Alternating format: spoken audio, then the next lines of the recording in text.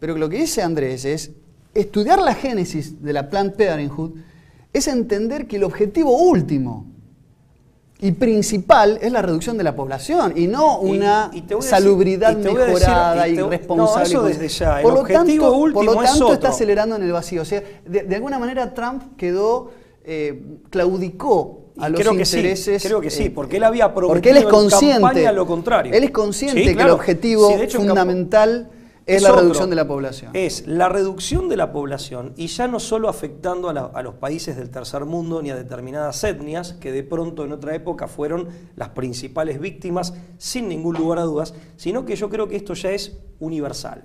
Porque lo cierto es que el sistema no cierra y no cierra a nivel global. Esto de norte-sur, en definitiva, digamos que era una bipolaridad socioeconómica que responde a la vieja concepción del imperialismo. Hablaba de esta bipolaridad Juan XXIII, hablaba Juan Pablo II, en gran medida ha quedado superado, pero no por una solución o un principio de ella, sino por una realidad mucho peor, de que en realidad ya no cierra para nadie.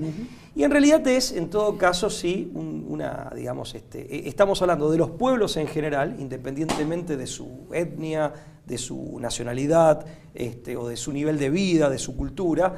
Está, por un lado, los pueblos, creo que esta es la gran divisoria de aguas, y el globalismo, ¿no? Como un fenómeno que lejos de ser espontáneo e inexorable, en realidad tiene mucho de planificado, de elitista, de oligárquico, plutocrático, y de que no responde a ningún pueblo en particular. Por eso este globalismo termina siendo asfixiante e imperialista, pero no de un pueblo sobre otro, sino respecto de todos los pueblos del mundo. Por eso digo, si bien es cierto que hubo un ensañamiento originario que tiene que ver con ese viejo imperialismo y con ideas de aquel viejo imperialismo decimonónico británico y con ese racismo de Spencer,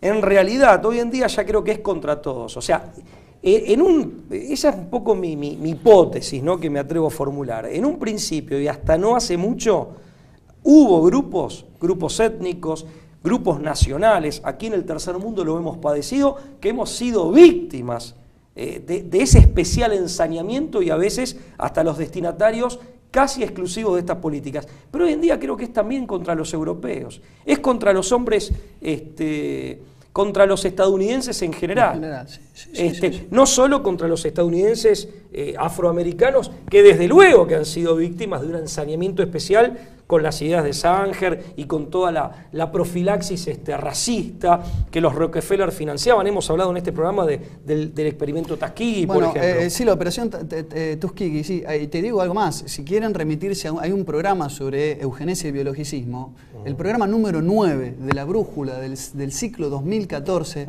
desarrollamos las bases filosóficas. Nosotros hoy nos remitimos más a una problemática político-estadística, sí, a la historicidad de todo este movimiento del desarrollo sustentable que incluye varias aristas, pero hay un programa de la brújula en el ciclo 2014, el primer año de emisión, el número 9, que se llama Eugenesia y Control Demográfico, donde hay un parangón entre el biologicismo darwiniano y las teorías de Galton, de Spencer, de Margaret Sanger.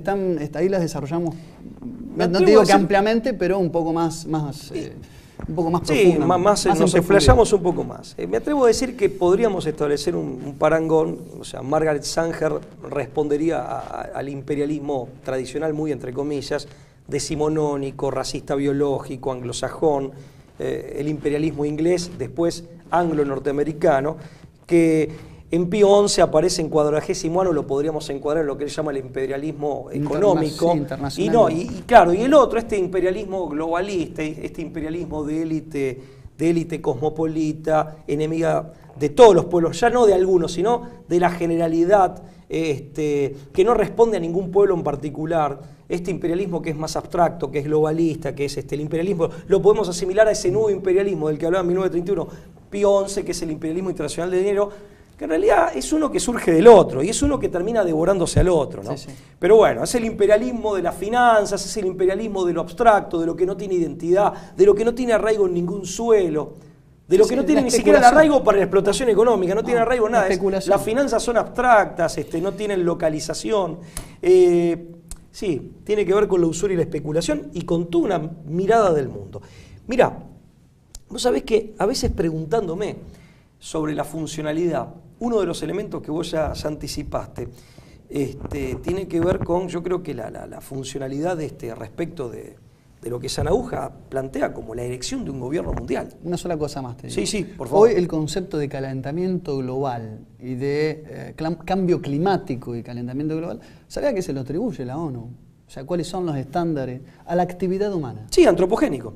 O sea, cuando esto está muy discutido. Es la actividad humana. ¿Vos sabías que los informes, el mayoritario del Congreso de los Estados Unidos, son 50 y pico los que suscriben el que es mayoritario por adhesión de votos, me imagino, y es la versión oficial? Y los que dicen que en realidad no es antropogénico, o no hay tal calentamiento, o tiene que ver con procesos naturales, o no es tan grave, son más de 100. Claro. Pero ese sale como reporte minoritario. Claro. No quiero dar el número exacto porque no lo recuerdo, pero son más del doble. Mirá, yo creo que también toda esta idea de la reducción de la población mundial tiene que ver con el control, lo anticipamos, con el control del reservorio de los recursos naturales, que desde luego está ante todo en los países del tercer mundo, o en las zonas que podríamos enrolar en este grupo o en este sector que conocemos como tercer mundo. Se trata en definitiva de una apropiación de reservas naturales, porque las finanzas saben que, o las personas que motorizan el mundo de los financieros saben que en realidad todo eso sirve para apropiarte de cosas reales, porque el dinero per se no se come, pero sí sirve para apropiarte de esas cosas que sí sirven para vivir, para subsistir y eventualmente hasta para pasarla muy bien. Y creo que a muy grandes rasgos me animo a esbozar el siguiente esquema. ¿Dónde está esta funcionalidad? En primer lugar, en el vaciamiento demográfico del tercer mundo, que se hace de dos maneras: con la limitación de la natalidad y con el control demográfico. La limitación de la natalidad, en definitiva, es una herramienta para el control demográfico, y con la migración masiva del tercer mundo al primer mundo. Y en el caso del primer mundo, ¿por qué jorobar a los pueblos del primer mundo? ¿Por qué también esta intencionalidad de no solo provocar el daño en el tercer mundo, sino también en el primer mundo, que es lo que claramente está pasando en Europa? En primer lugar, porque en el primer mundo las posibilidades de reacción de los pueblos es mayor, por los niveles de vida, por los recursos materiales que están a disposición de esta gente, por la amplitud de la clase media y su capacidad para acceder a las fuentes de la cultura, que obviamente son mayores que en el tercer mundo. Nosotros pertenecemos al tercer mundo, lo lamentamos, pero es cierto, esto es real. Entonces, creo que se trata también de generar un problema en el primer mundo, un problema social, un problema identitario, un problema de cohesión social, y eventualmente la caotización social, o por lo menos la falta de cohesión, a los efectos de, por un lado, vaciás el tercer mundo. Lo vaciás porque ahí están los reservorios de materia prima. Claro, por lo vasto de sus territorios y por los recursos. Por lo no industrializado todavía. Claro. Entonces, vaciás el tercer mundo con control de natalidad y provocando migraciones. Y al primer mundo, a los pueblos, porque siempre hablamos de pueblos, a los pueblos del primer mundo, ¿qué les haces? Los privás de cohesión social, les generás un problema que se puede plantear de diversas maneras, pero siempre va a ser un problema, al menos, o una realidad que requiere atención. En ese sentido... Una turbulencia basada también en las enemistades propias de situaciones totalmente invasivas. O por lo menos sí, bueno, eso ya en los grados en donde esta situación que se presenta como problemática, porque requiere atención, ribetes ya un poco más conflictivos. Entonces, en los países del primer mundo lo que haces es abortar la posible reacción de los que se puedan avivar, como decimos en Argentina, teniendo más posibilidades de avivarse y teniendo mayor capacidad de reacción, sobre todo las amplias franjas de clase media. Destruís a la clase media amplísima del primer mundo. Proletarizás el trabajo y quebrás los movimientos obreros del primer mundo, incorporando mano de obra barata en donde la necesitas, porque las industrias están instaladas ahí y los capacitadores ahí, pero al mismo tiempo los depreciás a todos y les pagás monedas donde antes tenías que pagar dineros o salarios de mejor calidad. Obviamente, el tipo que llega del África o que llega de Latinoamérica se encuentra con una realidad relativa mejor. Claro. Pero no es cierto que el europeo que estaba ahí no vea depreciado para todo el conjunto la situación general. La idea es de multiplicar abismalmente la oferta laboral. Totalmente, ¿no? Totalmente. Y además, lo que haces, creo yo, es desplazar los resabios más renuentes al globalismo del antiguo imperialismo, más allá de lo denostable, sobre todo en el caso inglés o británico, más allá de lo denostable que era este imperialismo. Este es un nuevo imperialismo que nació de la matriz del otro. Y acá hay un problema entre socios en donde el nuevo imperialismo, abstracto, cosmopolita, financiero, usurario, desplaza al viejo imperialismo o lo que queda de él. Se deshace de un socio que hasta aquí le sirvió pero que en el fondo hoy le resulta más una molestia que lo rezaga que otra cosa. Hago propia la denuncia del Consejo Latinoamericano de